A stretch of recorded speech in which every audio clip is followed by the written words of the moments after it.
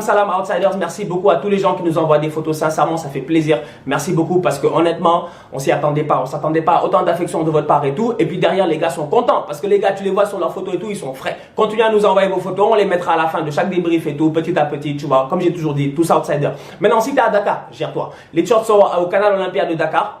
C'est le cinéma de Dakar, tu vas là-bas, tu gères ton t-shirt du mardi au dimanche à partir de 16h, tu peux aller récupérer ton t-shirt Outsider. Parce que dis-toi qu'il y a des gens dans les commentaires, moi hier j'ai lu, ça m'a fait mal. Il y a des gens au Gabon, au Mali, en Côte d'Ivoire, non pas en Côte d'Ivoire, au Gabon, au Mali, comment ça s'appelle, Burkina Faso et tout, pas mal de pays dans le monde qui veulent des t-shirts Outsider. Malheureusement, on n'a pas encore trouvé un moyen de mettre en place un bon système pour pouvoir vous livrer des t-shirts là-bas. Donc du coup, les mecs qui sont au Cameroun et en Côte d'Ivoire, vous avez de la chance sincèrement, donc gérez-vous.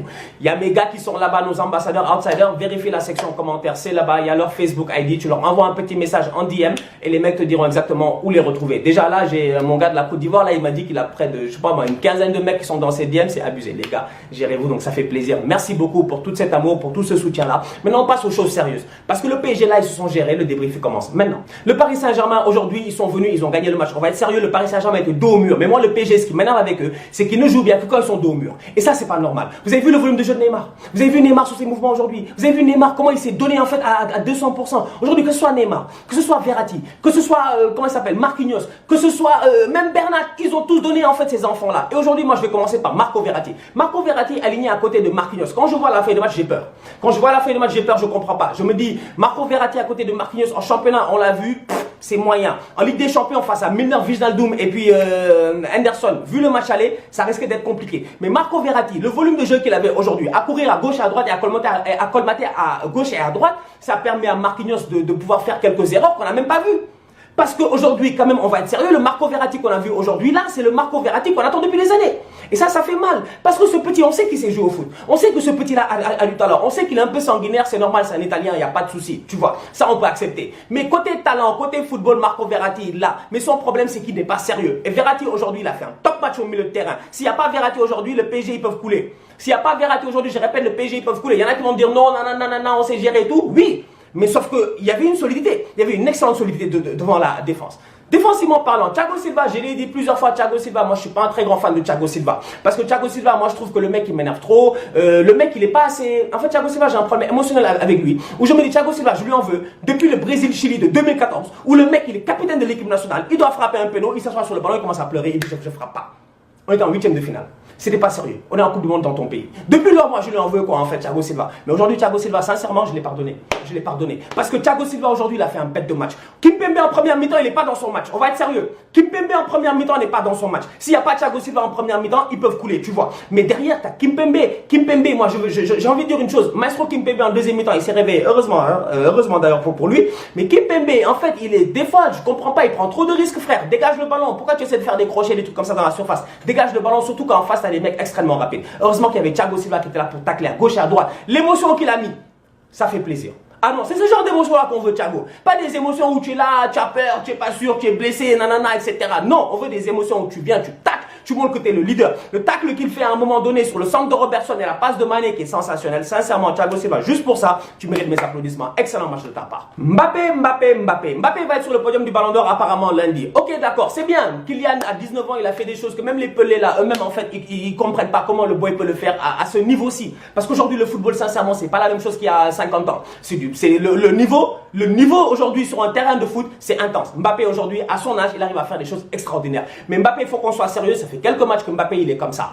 Il est vraiment dans des hauts et des bas. Et Mbappé, on sait ce qu'il vaut. On sait ce qu'il vaut. Et aujourd'hui, Mbappé, il n'a pas fait forcément un mauvais match, mais il n'a pas fait un bon match. Il a fait un match comme Mohamed Salah. C'est-à-dire que le gars, il est sur le terrain, mais tu ne sais pas réellement, en fait, s'il peut créer la différence ou pas. Et finalement, il ne l'a pas créé. Je passe à Mohamed Salah.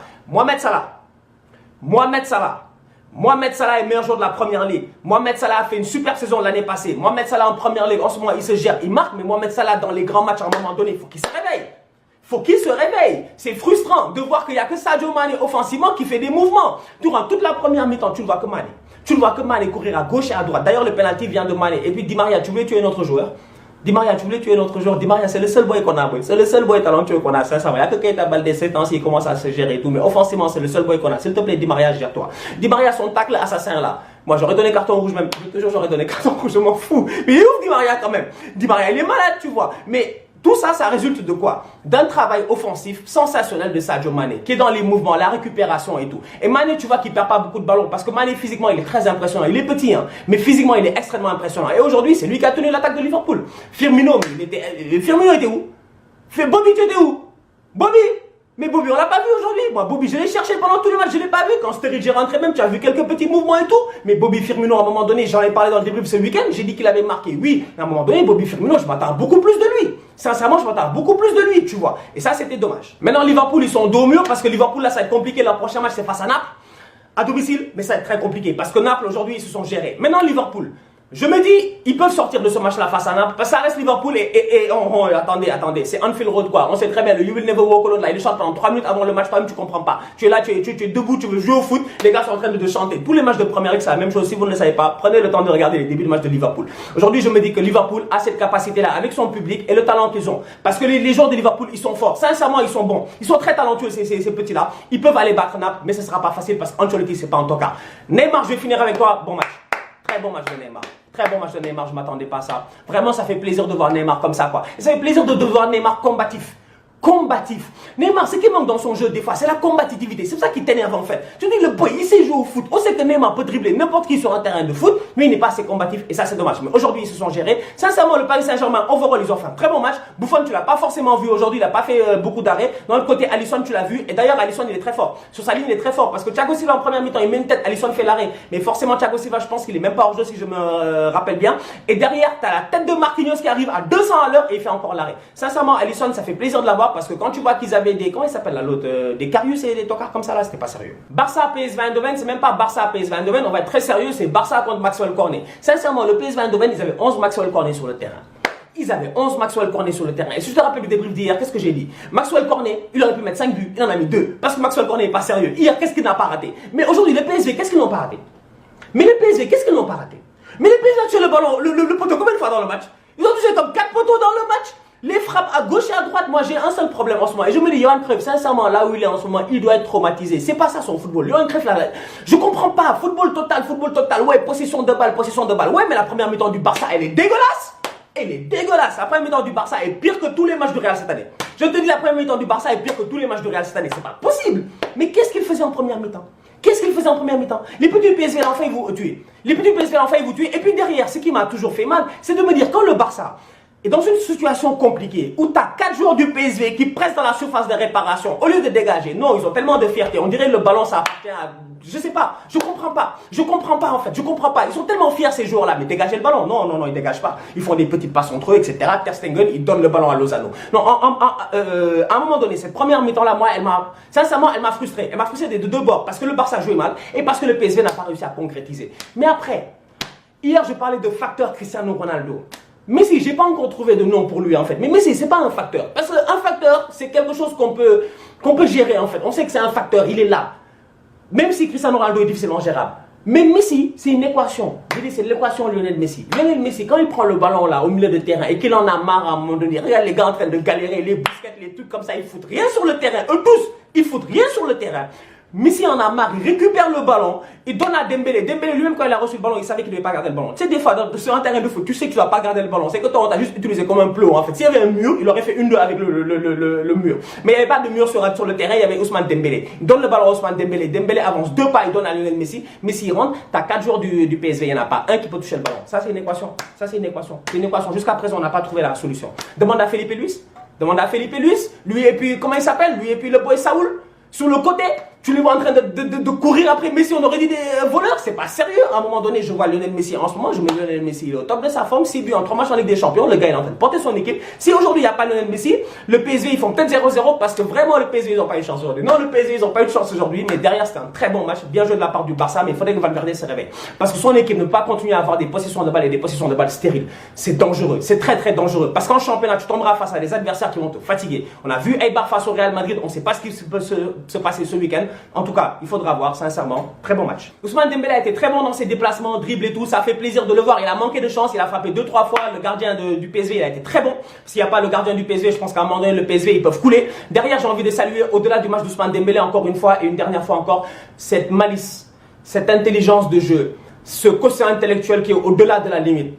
entre Lionel Messi et puis Piqué quoi. Tu sens que les boys là, ils jouent ensemble depuis très très longtemps en fait. Ces deux là, tu sens que c'est une connexion qui date depuis des années. Parce que Messi au moment où il pose son coup franc, il voit Piqué. Je suis sûr qu'il y a un eye contact des deux. Piqué lui fait frère, mais là moi là, il l'a mis là. Piqué place son pied, le but il est parfait, sincèrement. Ça doit être montré dans les écoles de football bien joué de la part des Catalans. Tottenham était dos au mur, Tottenham devait gagner face à l'Inter parce que Tottenham ils n'ont pas le choix. Maintenant moi j'ai envie de dire une chose, je suis content de... Bon, première chose déjà, je suis un fan d'Arsenal, vous le savez tous.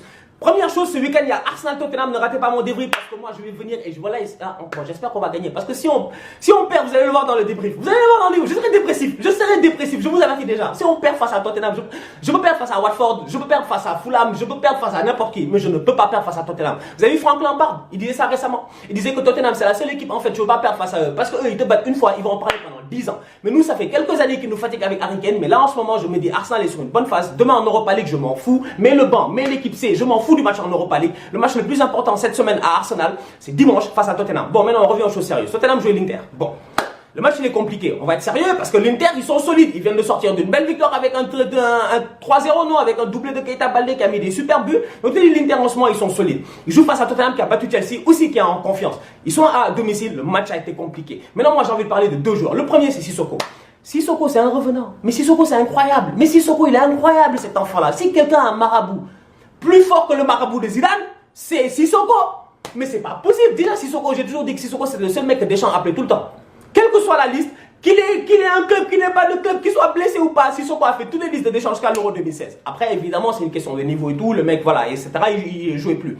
Mais là Sissoko ça fait quelques matchs au milieu de terrain de Tottenham, il s'installe et il est pertinent. Et le but il vient de Sissoko parce qu'il traverse le terrain, il sait faire que ça.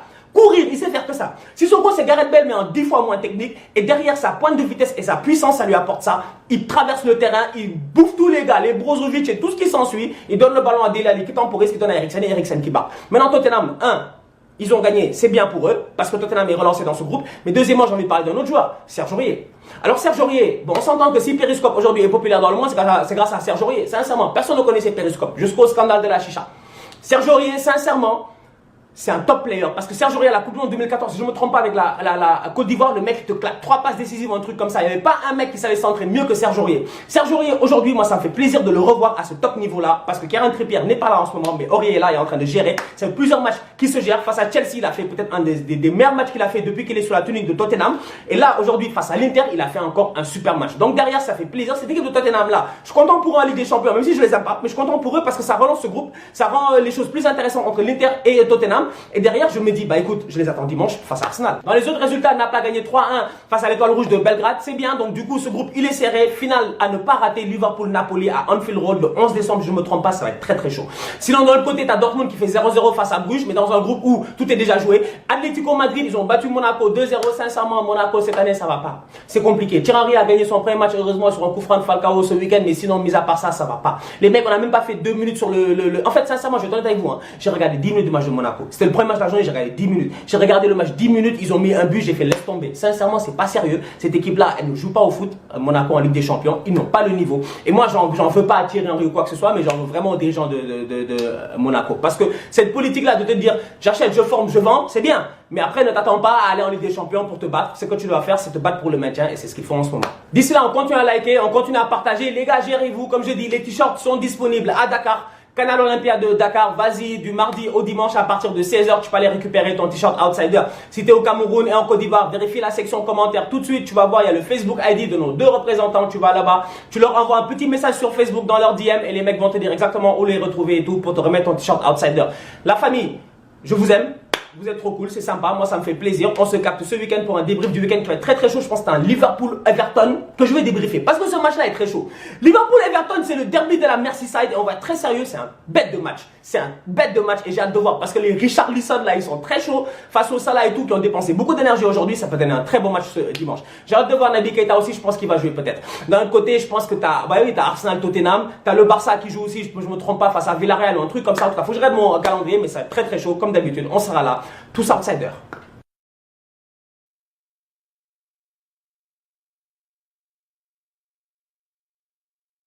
In the spirit of Danish simplicity, introducing Carlsberg Unfiltered, a new expression of lager, a cloudy, crisp pilsner, no filter for a more natural taste. Crisp, refreshing taste? Absolutely. Subtle floral and hoppy notes? Definitely. Beer as nature intended? Probably. Always drink responsibly. Visit drinkaware.ie.